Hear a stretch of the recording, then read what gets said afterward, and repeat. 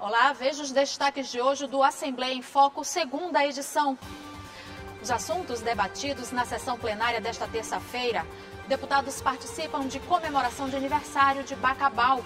Desenvolvimento sustentável foi pauta de encontro entre parlamentares e representantes de cadeias produtivas. Ministério da Justiça estuda medidas para impedir publicação de conteúdos na internet que incentivem ataques em ambientes escolares. E você vai conhecer o trabalho de voluntários que desenvolvem cultura e educação na comunidade do Coroadinho. O Assembleia em Foco, segunda edição, está começando.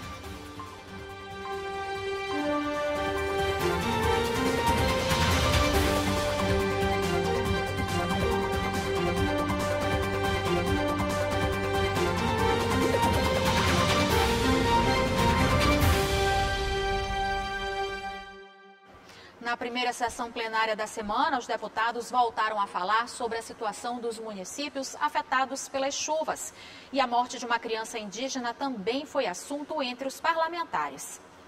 Na primeira sessão plenária da semana, o deputado estadual Osmar Filho destacou as ações do governo do estado para amenizar os transtornos sofridos pelas famílias do município de Cajari por conta das fortes chuvas. O governador, através da Força Tarefa, coordenada pela Defesa Civil Estadual, juntamente com o Corpo de Bombeiros, tem dado atenção a centenas de famílias da cidade de Cajari, ajudando a amenizar a dificuldade dessas famílias. O deputado Ricardo Arruda destacou a realização da audiência pública que vai tratar da violência nas escolas. O evento será realizado ainda neste mês na Assembleia Legislativa. Eu considero indispensável que a partir dessa audiência, a partir dessa ampla discussão, como eu falei, ouvindo vários segmentos representativos, ouvindo todas as partes de alguma forma implicadas com relação a essa problemática, nós possamos sair com proposições concretas. O deputado Neto Evangelista fez críticas à Prefeitura de São Luís e destacou o caso de um bebê indígena de 10 meses que faleceu por suposta falta de leite no Hospital da Criança, em São Luís. Não vamos levar isso só como uma estatística, não. É uma vida de uma criança de 10 meses, deputado Florencio Neto, deputado Arnaldo Melo, Vossa Excelência que é médico. Uma criança de 10 meses morreu ontem porque chegou no Hospital da Criança e foi dito para a família que não tinha como atendê-la porque não tinha leito. O caso da morte da criança no Hospital Municipal de São Luís foi o grande destaque nos pronunciamentos na sessão plenária dessa terça-feira. Hoje, os pais dessa criança indígena, da etnia Carapó, estão velando seu filho porque a criança faleceu.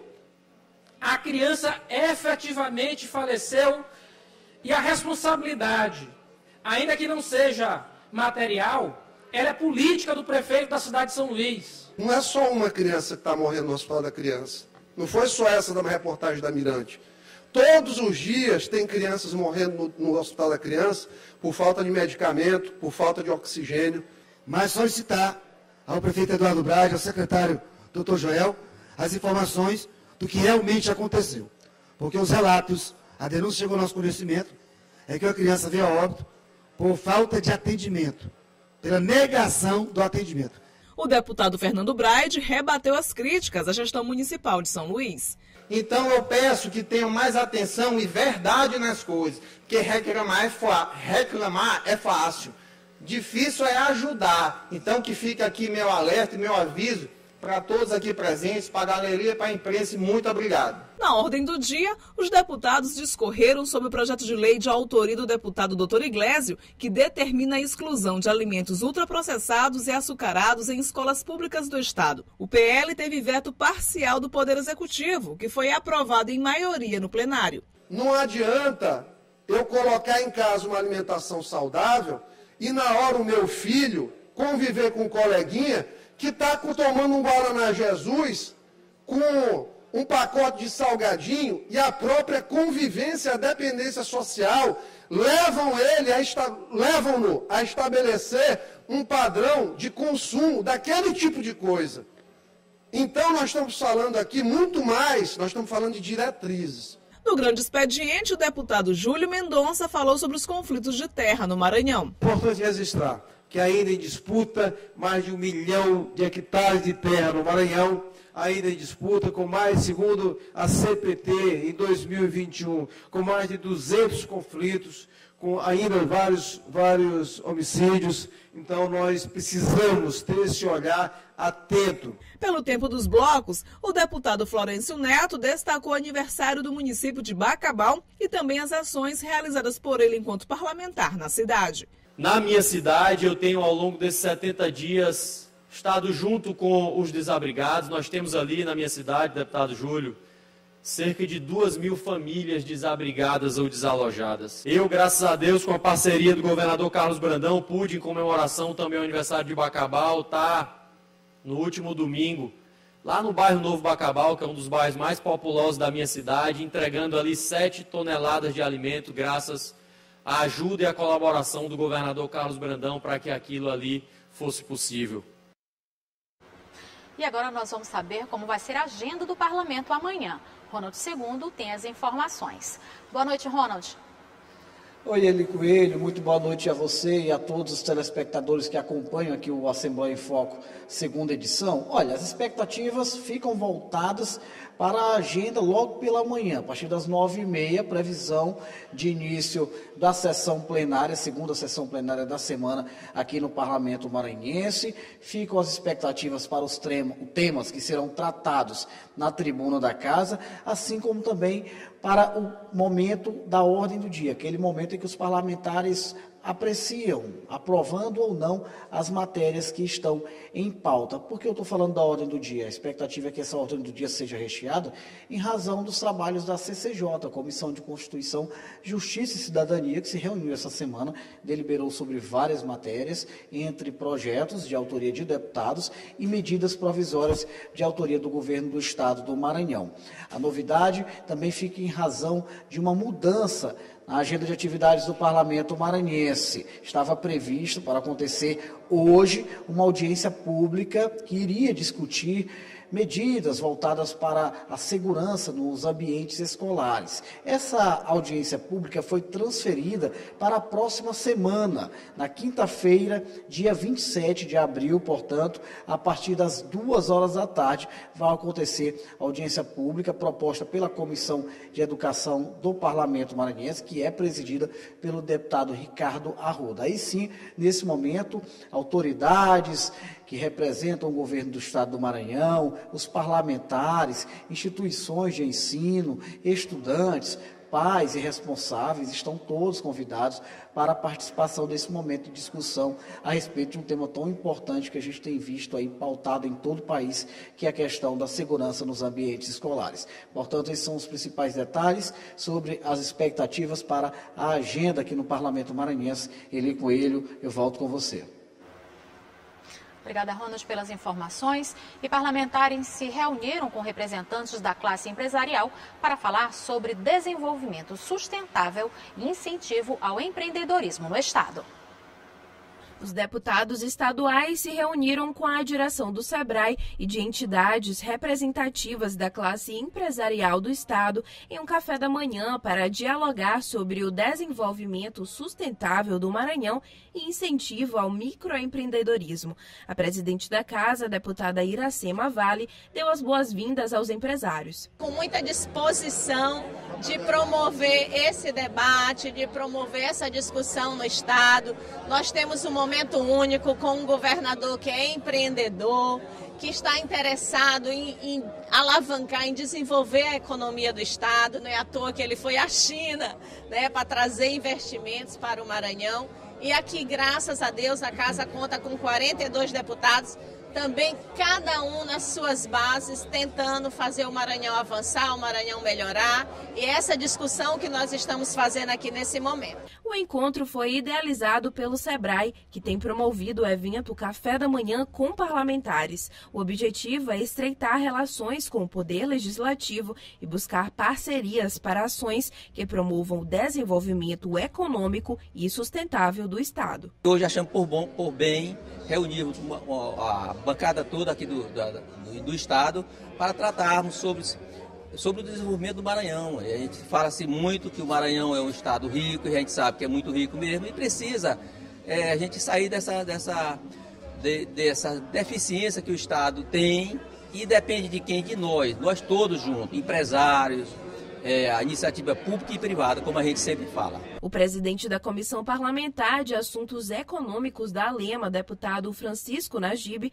destacou a importância do encontro com os representantes das cadeias produtivas que movimentam a economia maranhense. Nós, como parlamentares, que representamos cada canto do nosso estado, cada região, nós temos a missão de fomentar a nossa região na parte econômica, trazer oportunidades de emprego, novos negócios, industrializar o que nós produzimos, que é uma coisa que nós ficamos muito preocupados, porque o Maranhão é um estado altamente produtor, mas do setor primário. O deputado Rafael, como líder do governo na Assembleia Legislativa, ressaltou a importância de diálogos que busquem o desenvolvimento do Maranhão. Muito importante, né? Haja visto, inclusive, Sebrae com a sua diretoria renovada, buscando parcerias, a sensibilização do Poder Legislativo, o link diretamente com os municípios dos quais a gente faz parte, para que a gente possa potencializar e fortalecer cada vez mais quem gera emprego no nosso estado, de fato, que são os empresários, principalmente os micros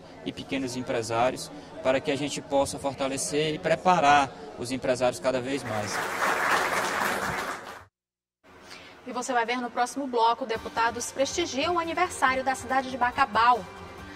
E o Ministério da Justiça estuda medidas para impedir a publicação de conteúdos na internet que incentivem ataques em ambientes escolares. É o que você vai acompanhar logo após o intervalo.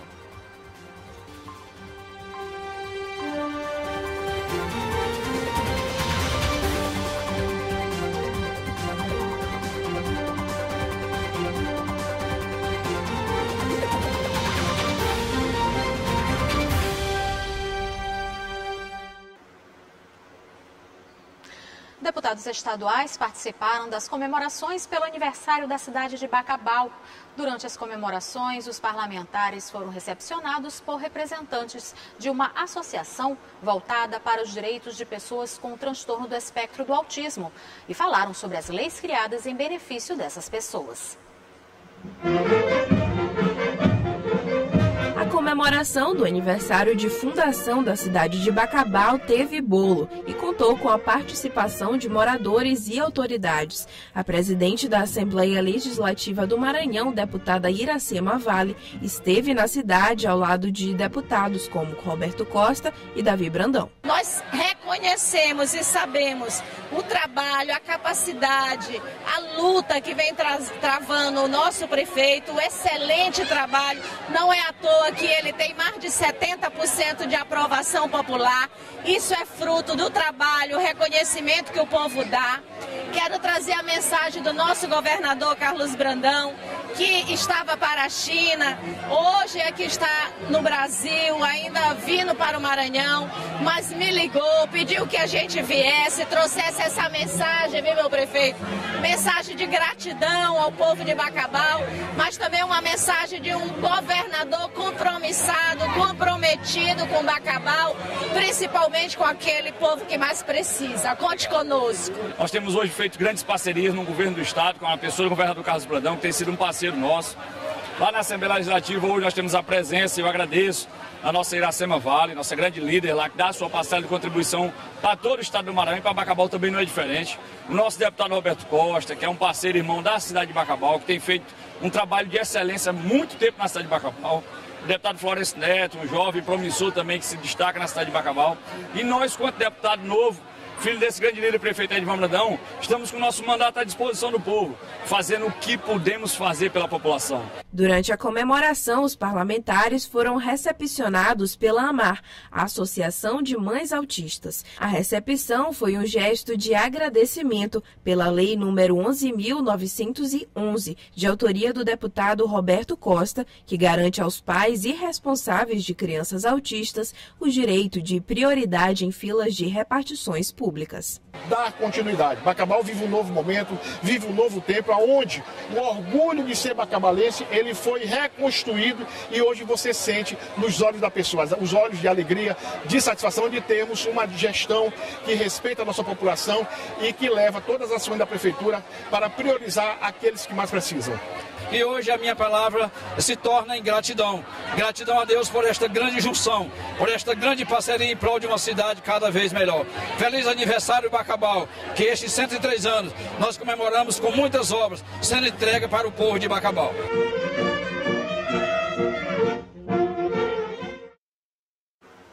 O Ministério da Justiça tem estudado medidas que possam impedir o compartilhamento de conteúdos nas redes sociais que incentivem a violência, principalmente nas instituições de ensino.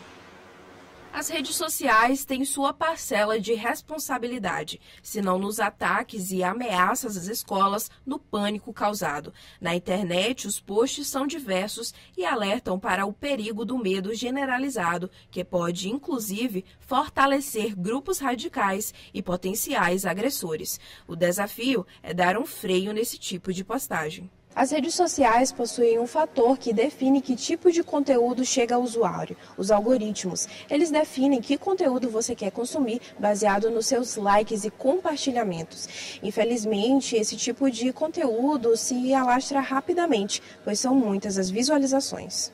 Como uma das soluções, o Ministério da Justiça e Segurança Pública divulgou uma portaria que promete dar mais controle ao tipo de conteúdo veiculado nas plataformas. A ideia é reduzir ações no meio digital que tem saído do controle. A Senacom vai requisitar das plataformas relatórios sobre as medidas que eles estão adotando ou adotarão sobre, em primeiro lugar, medidas proativas, ou seja, não basta dizer que está aberto a receber solicitações da polícia ou do Poder Judiciário. Medidas proativas dessas empresas. 2, como eles estão atendendo às requisições das autoridades competentes. E 3, quais são os protocolos que eles estão editando em face dessa situação de crise vivenciada no território nacional. Também no âmbito desse processo administrativo, a Secretaria Nacional do Consumidor do Ministério da Justiça vai requisitar que cada rede social adote uma avaliação dos riscos sistêmicos decorrentes do funcionamento dos serviços, por exemplo, aqueles atinentes aos sistemas algorítmicos. Então, nós estamos determinando que haja transparência em relação a esse mecanismo de moderação de conteúdo ou de recomendação de conteúdo. A Lei número 12.965, Marco Civil da Internet, regulamenta a liberdade de expressão nas redes. Nela está previsto responsabilizar empresas pela divulgação de conteúdos com apologia a crimes, retirar de forma imediata postagens danosas e excluir contas responsáveis, punir e suspender atividades de empresas que não colaborem com as medidas propostas. Às vezes as pessoas não se atentam para que quando a gente é cadastrado numa rede social, a gente tem aqueles termos de uso que ali está regulamentado, as obrigações de quem se cadastra nas redes sociais. E uma das obrigações é de não cometer crimes, de não violar, de uma forma geral, os direitos já constituídos na nossa Constituição, já implementados. Então, quando você ofende uma pessoa na rede social, apesar de você achar que você está anônimo por trás de um perfil, é perfeitamente possível te identificar, e perseguir, essa ação penal para poder identificar, ou ação civil, para poder colocar aquela situação de fato ali para identificar se há um prejuízo que viola realmente a imagem das pessoas. Não pode ser considerada um absurdo, não pode ser considerado algo extremo, a regulamentação das plataformas digitais ou a regulamentação dos meios de comunicação. Já existe um tipo de regulamentação. E agora essa regulamentação ela precisa ser expandida, ela precisa chegar até as plataformas digitais. Porque é inadmissível, por exemplo, que uma pessoa, em nome de uma suposta liberdade, ela vá para uma rede social, utilizar um dispositivo móvel para injuriar, caluniar, difamar uma pessoa ou uma instituição, utilizando um pressuposto de que ela é livre para fazer isso e argumentar ou às vezes até falsear, ferindo princípios éticos, ferindo princípios morais e provocando um sentido de distúrbio na sociedade. Bom, e agora nós vamos saber como fica o tempo nesta quarta-feira. A Ananda Fontinelli traz a previsão para amanhã. Oi, Ananda.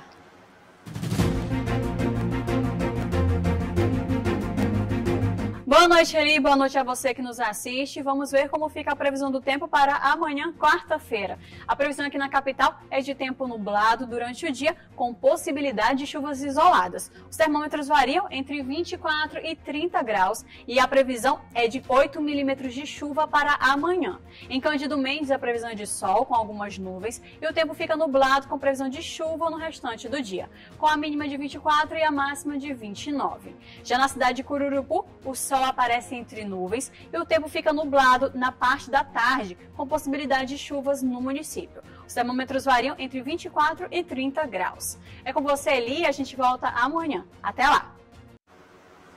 Obrigada, Nanda. E você vai conhecer agora o trabalho desenvolvido por um grupo de voluntários que atua na comunidade do Coroadinho.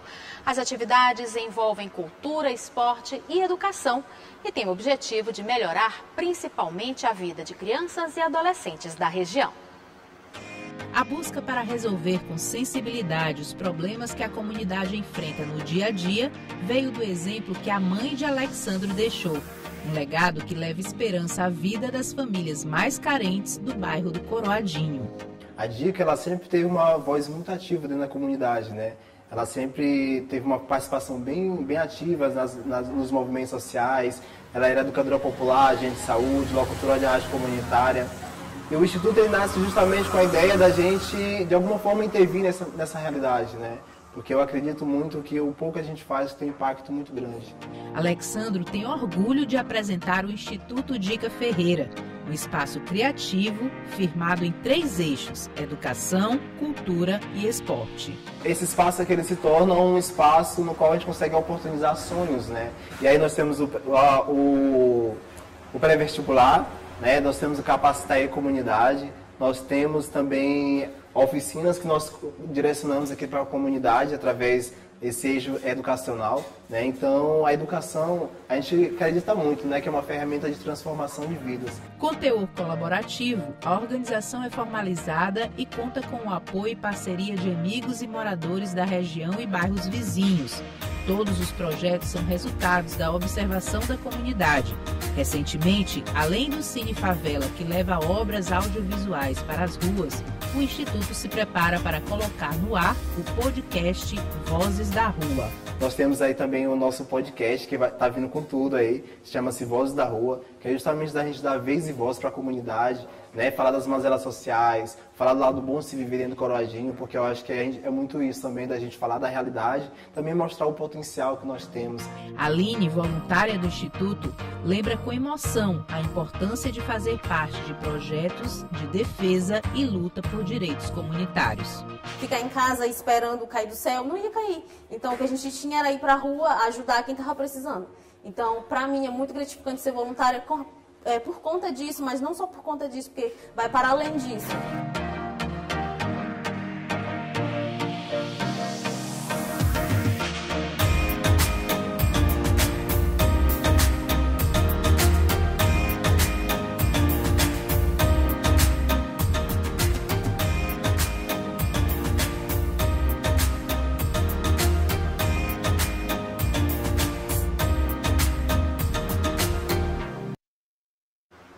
O Assembleia em Foco, segunda edição, fica por aqui. Uma ótima noite para você. A gente volta a se encontrar amanhã. Até lá!